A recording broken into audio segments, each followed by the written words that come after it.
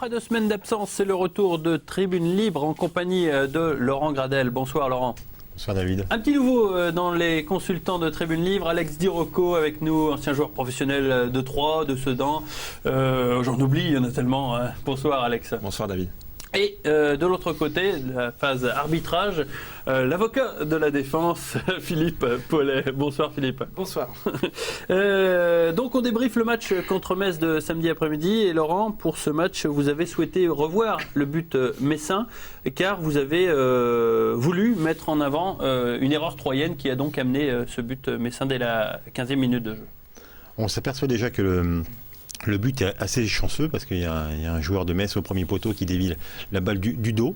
Donc mais par contre, il y a 4 joueurs pour un seul Messin et c'est le Messin qui prend le ballon. Donc il y a une petite erreur d'inattention. Tout le monde est attiré par ce ballon au premier poteau et on oublie un petit peu ce joueur qui fait la différence et qui finit bien l'action. Mais si on regarde bien, on voit que Marcos se loupe déjà sur le premier ballon et ensuite Saunier anticipe un peu de trop et c'était sans doute lui qui était au marquage de Tenema Ndiaye. Oui, tout à fait. Puis on a un petit peu aussi Grégory Bettiol qui est derrière, qui reste un petit peu sur ses appuis, là on voit, qui n'anticipe pas vraiment le coup et donc il aurait pu intervenir aussi. Et là, c'est malheureux de prendre un but comme ça parce que je pense que l'Estac, sans être génial, était rentré de manière assez positive dans le match pendant les 10 premières minutes. Par contre, on peut constater qu'ils sont en difficulté sur beaucoup de coups de pied arrêtés depuis la reprise. Oui, depuis la reprise, mais surtout sur ce match-là. Enfin, on l'avait déjà constaté quand le match de France. Ouais, tout à fait. Alors, soit que c'est Metz qui est très bon sur les coups de pied arrêtés, mais je pense qu'on est quand même un petit peu en difficulté en ce moment sur tout ce qui est balle aérienne. Alors je voudrais bien l'avis d'Alex sur le geste d'attaquant de Tenema Ndiaye. Ça ne m'a pas l'air très académique quand même sa reprise, hein. Même si c'est un petit peu d'instinct. Si on voit les images, j'ai l'impression qu'il est un petit peu surpris déjà de voir le ballon atterrir. Et puis ensuite, je ne suis pas totalement sûr qu'il soit gaucher, notre ami, hein. On va dire qu'il est au bon endroit au bon moment.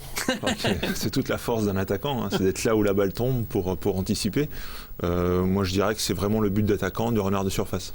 Ouais, c'est vrai que la balle lui tombe dans les pieds, donc après... On la pousse comme on peut. On la pousse comme on peut, mais je pense qu'il bénéficie de l'anticipation ratée de Saunier. Et c'est vrai qu'à partir de là, le fait que la balle retombe sur le dos, elle peut tomber sur un bleu comme sur un rouge. Donc c'est la chance de l'attaquant aussi qui fait la différence. À 6 mètres du but, ça sert à rien. Je pense que là... On en a vu des plus maladroits quand même. Côté troyen, un homme a été particulièrement important, Laurent, c'est Stéphane Drouin. Mais c'est un petit peu comme d'habitude, quoi. C'est toujours sur lui qu'on compte pour solidifier la défense troyenne. Et finalement, on se rend compte, quand il n'est pas là, qu'il y a un réel problème. Oui, il apporte beaucoup de sérénité, il dégage énormément de puissance, il a un gros abattage et c'est vrai qu'il est présent au sein de cette défense avec des gestes très importants comme celui-ci où on voit il fait une double intervention avec de l'anticipation. Pareil sur ce geste défensif là. Il se relève très vite. Toujours présent. Et puis surtout, il a cette rage de vaincre un petit peu qui est intéressante pour un groupe. Il est intéressant cette phase de jeu puisqu'on est à la 92e minute et il est encore là, Stéphane Drouin, pour sauver la balle sur la ligne qui nous permet de garder la victoire. Et encore en difficulté sur un coup de pied arrêté puisqu'on s'aperçoit que c'est sur un corner. Donc Stéphane Drouin, c'est vrai, fait le geste parfait et préserve surtout la victoire. Mais là, on s'est aperçu quand même qu'il y avait 3 joueurs messins qui étaient à la réception de ce ballon. Ouais, donc il y avait un vrai problème sur les coups de pied arrêtés. J'imagine que Jean-Marc va le travailler, même s'il l'avait fait pendant la semaine, hein, j'y assistais à une séance de coups de pied arrêtés. Donc, vous faites confiance. Donc à revoir, même si en première mi-temps, il y a eu l'occasion de constater que l'entente Drouin-Saunier n'était pas parfaite quand même, hein. Moi j'ai trouvé une certaine fébrilité, un petit peu aussi peut-être par rapport à la prestation de l'équipe sur cette première mi-temps. Moi, je les avais trouvés qu'ils avaient fait un pressing assez haut durant les 5 premières minutes. Et après, derrière, on a été manque de rythme, manque de mouvement. Et après, derrière, il y a une certaine fébrilité qui s'est installée. Et c'est vrai qu'il y a eu quelques hésitations entre Drouin et puis Saunier. On va passer à présent au fait du match.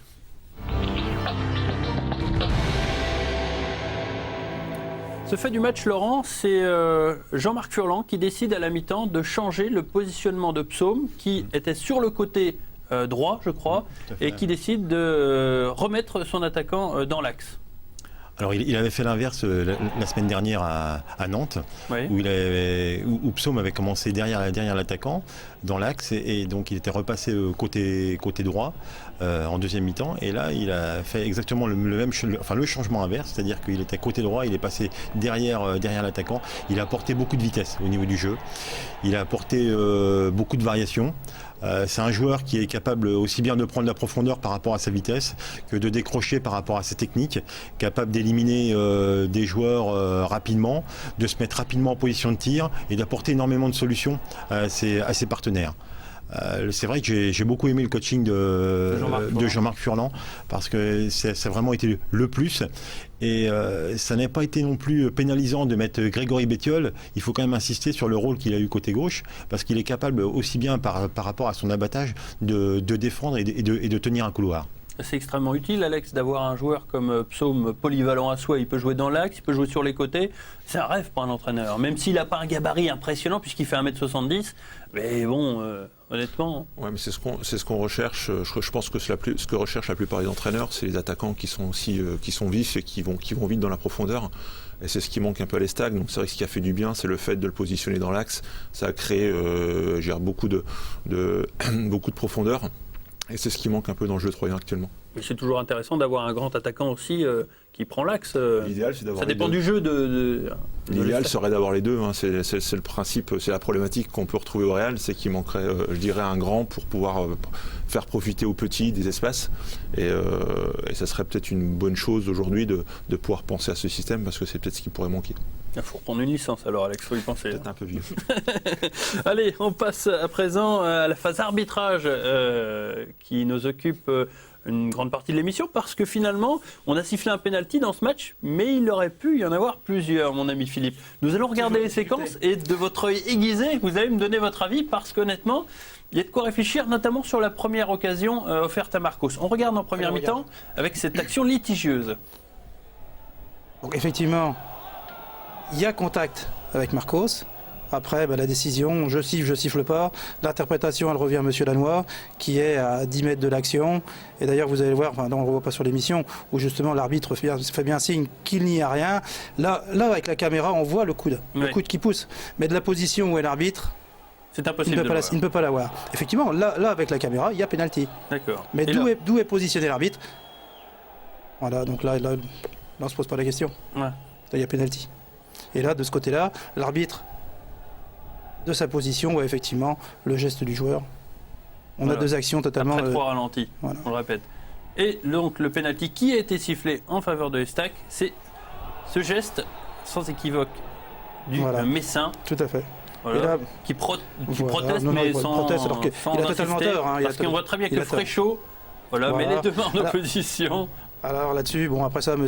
Lannoy, par psychologie, revient et ne sanctionne pas le joueur, mais il a tout à fait raison. Dans l'esprit du jeu. Ouais, Laurent, vous vous étonnez qu'il n'y ait pas carton rouge sur la dernière occasion. Je pense que sur cette dernière occasion, même si l'arbitre a été excellent, Monsieur Stéphane Lannoy, il faut le reconnaître, un ami de Philippe, Stéphane, donc, a été parfait pendant tout le long du match. Mais c'est vrai que là, si vraiment il veut appliquer le règlement à la lettre, il doit y avoir expulsion. Alors après, tout dépend de la position où il était.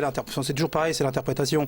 Donc là, en plus, il faut le reconnaître que l'arbitrage de Monsieur Lannoy, et on a quand même l'arbitre numéro 1 de la Ligue 1 quand même, qui a fait le mondial. En plus, il a eu deux décisions judicieuses sur des tacles, où là on l'a bien vu en première mi-temps, le premier carton jaune à retardement, mais à ce titre sur laissé sur un avantage. Deuxième mi-temps exactement sur un contre similaire. Donc c'est vrai que là-dessus on a eu un arbitrage de haute qualité. Alex. Très haute qualité. Alex, je trouve un peu sévère, Laurent, parce que c'est vrai que le rouge me paraît un peu, ça aurait fait une double peine, et c'est vrai que ça aurait été un peu dur pour l'équipe adverse. Le joueur est allongé, il arrête. On est d'accord, il y avait pénalty sur les deux. Il n'y a rien à dire, mais de là à mettre un carton rouge, ça aurait été un peu sévère. Surtout dans l'esprit de la rencontre. Bon, ça va. On voit que vous êtes un ami de M. Lannoy, donc on ne va pas insister. Très juste. Mais il a fait un arbitrage de qualité. De qualité, on a vu la sérénité, le calme, pas de contestation, accepté de tous les joueurs. Vraiment. D'accord. C'est sympa Une haute d'avoir prestation. l'attaché de presse de M. Voilà. Lannoy aujourd'hui. Il faut le reconnaître. Il faut le reconnaître. Le camarade avec Carlos, c'est maintenant l'attaché de presse de M. Lannoy. Oui. Allez, on passe à la séquence de l'homme du match. Allez, Laurent Gradel qui peut devenir aussi l'attaché de presse d'Olivier Blondel parce qu'il a réclamé, il a obtenu que l'homme du match soit Olivier Blondel. Pourquoi ? Eh bien, regardez cette séquence. Olivier Blondel a été présent très peu de fois, mais suffisamment de manière efficace pour que les Stacks repartent avec une victoire. Là, c'est pas une action difficile en soi, mais après, ça se complique un peu, Laurent. Alors là, le duel, il sort vainqueur de ce duel pratiquement en tête à tête. Et là, il fait un arrêt extraordinaire. Alors, beaucoup de personnes auraient pensé qu'il aurait pu prendre, c'était pour la photo, le plongeon. Mais il fait une parade fantastique. Parce qu'il est pratiquement au milieu du but. Il va chercher le ballon au ras du poteau. Il fait 2 arrêts qui sont déterminants. Surtout le premier, parce qu'on était revenu à un partout. Oui. Et donc, c'est la balle de 2-1 pour Metz, qui aurait pu nous mettre en difficulté. Dans la foulée, quasiment. Pratiquement dans la foulée, oui. Donc, voilà. Et là, il sort très vite. J'avais déjà remarqué ça, et puis on l'avait déjà signalé. Moi, j'aime bien l'explosivité de ce gardien, qui sort à une vitesse fulgurante, et surtout on sent pas du tout que c'est un ancien gardien, Laurent, du tout.